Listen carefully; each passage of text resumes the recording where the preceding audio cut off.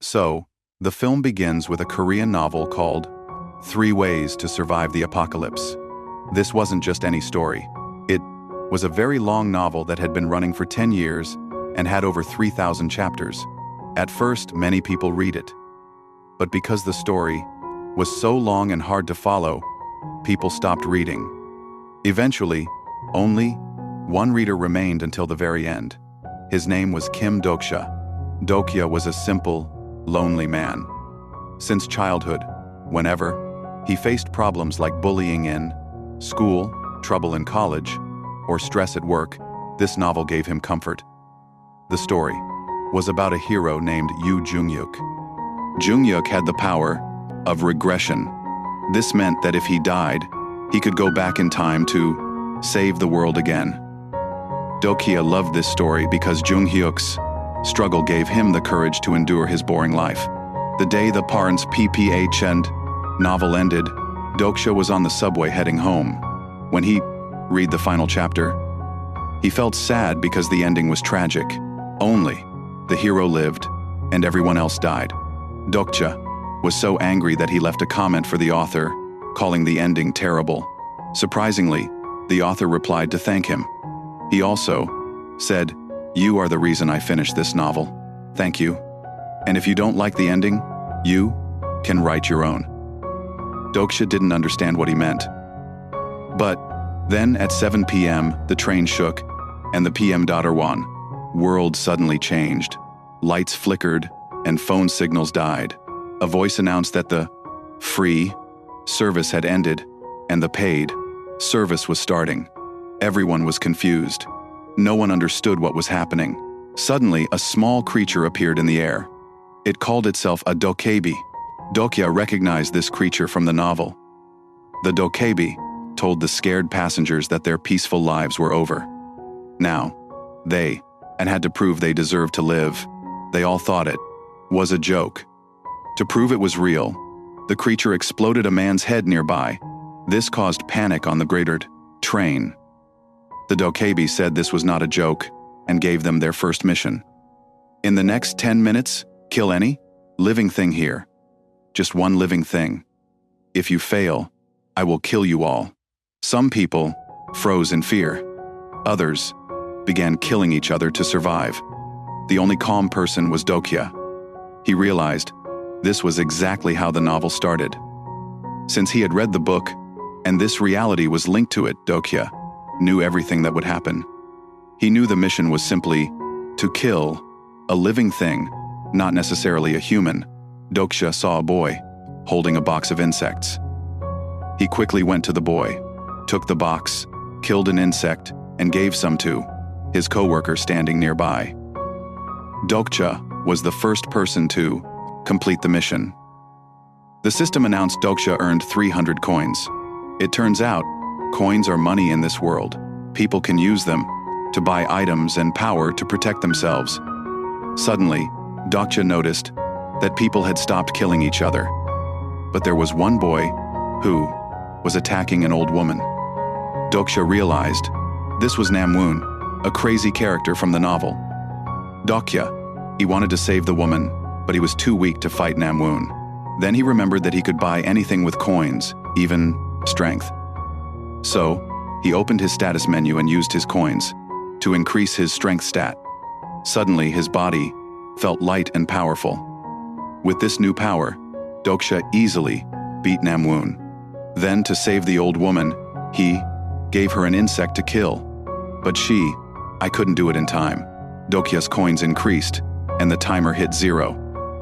It turned out that only Dokja, his coworker, and the little boy passed. The system killed everyone else instantly. The train was full of bodies. The Dokkaebi returned, happy about the bloodshed. He explained that the constellations in the stars were watching this like a TV show and enjoying it.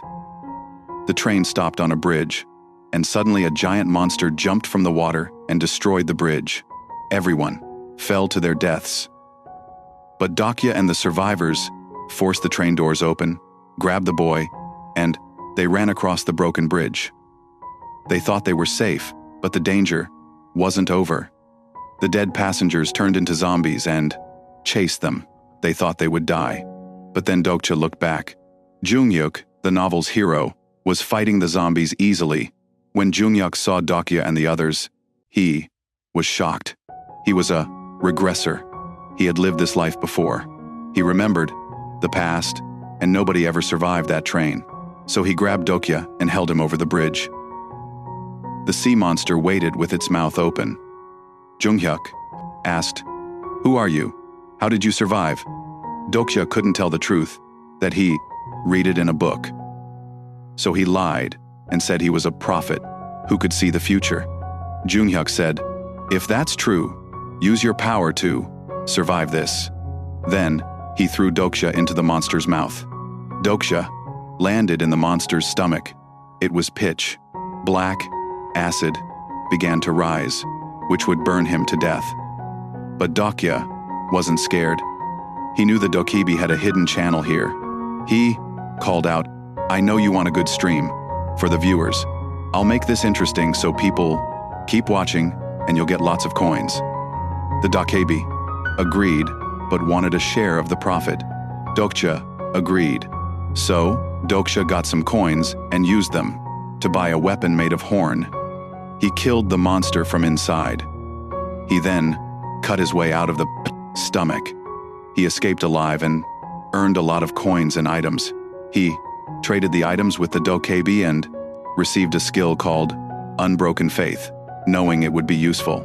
He then put on a mask to hide his face and went to the nearest safe zone. On the way, he saw thugs attacking a woman. He recognized her as Hee-won, a character who died early in the novel, but he decided to change the story. With courage and his new power, he beat the thugs and saved her. Hee-won thanked him and decided to follow him. Together, they arrived at a station where other survivors were gathered. However, this station was run by a bad man. He pretended to help everyone, but he was actually using them. He sent weak people out as bait for monsters to earn coins. Dokja knew this man was evil. When the man tried to recruit Dokja and asked for his coins, Dokja refused. The others thought Dokja was selfish, but Dokja, he didn't care what they thought. He knew that he had to break the system to save them properly. If he gave them coins now, they would die in the next level anyway. Dokja told everyone that he wouldn't give coins, but instead, he would open the escape tunnel for them. Dokja formed a small team. His team included a soldier, Hee-won, his co-worker, and himself. The little boy with the insects also joined, as he could talk to bugs. Dokja knew the boy would be useful. They went down into the dark tunnel, where they found a demon monster called the ground rat. This battle was dangerous. The monster used a poison that made them hallucinate and get trapped in their worst memories. Memories that haunted them. The soldier remembered failing to save his army unit. Hee-won saw the thugs again. Everyone froze in fear. But Dokja had a skill called the fourth wall. This skill protected his mind from emotions. He didn't feel the fear. He shouted and broke everyone's hallucinations. The team woke up and fought back. Dokja bought white pure star energy, which made his weapon glow. He and Hee-won attacked the monster and killed it. After winning, they found a treasure chest with weapons. Everyone took a weapon, and Dokja took a broken sword handle. Everyone thought it was useless trash, but Dokja knew it was valuable. The unbroken faith, the skill he bought earlier, was for this. As soon as he used the skill on the sword, it turned into a blade of light, a lightsaber that could cut through any enemy. After the mission, they returned to the station and exposed the evil leader. Hee-won, who had been hurt by the bad group, was angry. She killed the evil leader and freed the survivors. But there was no time to rest. They had to go to Chungmuro Station for the next level. When they arrived at Chungmuro, things were bad. The mission was Green Zone. To survive the night, you had to stand inside a green square. But there were too many people, and not enough zones. A landlord character had taken control of the green zones and was selling them for coins. If you couldn't pay, the monsters would kill you. Here, Dokja met a high school girl who said she was a student of the hero, Joonghyuk. She said Joonghyuk had already left to fight monsters. Dokja had a plan. He didn't want to fight the landlord yet. Instead, he offered him a lot of coins to rent a room. The Dokkaebi, seeing this, made the game harder. The constellations watching wanted more drama. So, the Dokkaebi reduced the number of green zones. This was a trick to make people kill each other. People panicked because the monsters attacked as the zones disappeared. This was unfair. Dokja realized the way to survive wasn't to fight for a room, but to destroy the room. If the zone was gone, the rules wouldn't apply. But this was risky. The idea was dangerous. He looked at the monsters. He thought, if he killed the boss monster, the scenario would end quickly. But the boss here was a terrifying dragon. In the original novel, this was where the hero, Joonghyuk, often died and had to restart his life. Dokja knew that if Joonghyuk died here, the world would reset, and Dokja and his friends would disappear. He had to save Joonghyuk so they could finish the story. Dokja and his team entered the arena.